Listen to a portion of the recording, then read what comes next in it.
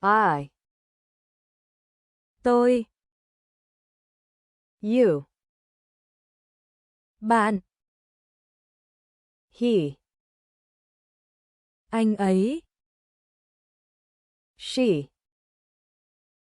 Cô ấy. It. Nó. We. Chúng tôi. They. Họ. My. Của tôi. Your.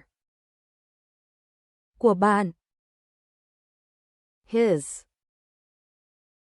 Của anh ấy.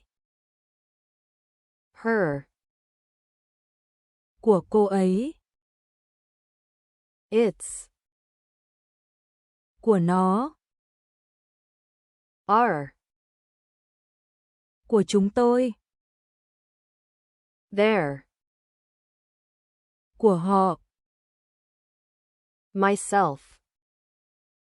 Chính tôi. Yourself. Chính bạn.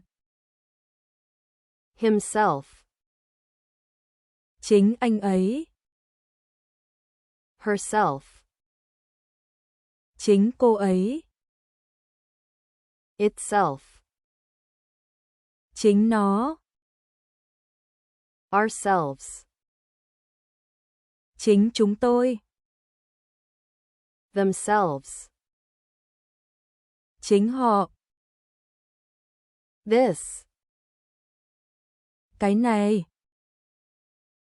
That. Cái kia.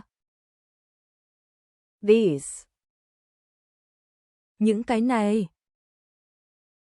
Those. Những cái kia. Who. Ai. Which. Cái nào. Someone. Ai đó. Anyone. Bất kỳ ai. Everyone. Mọi người.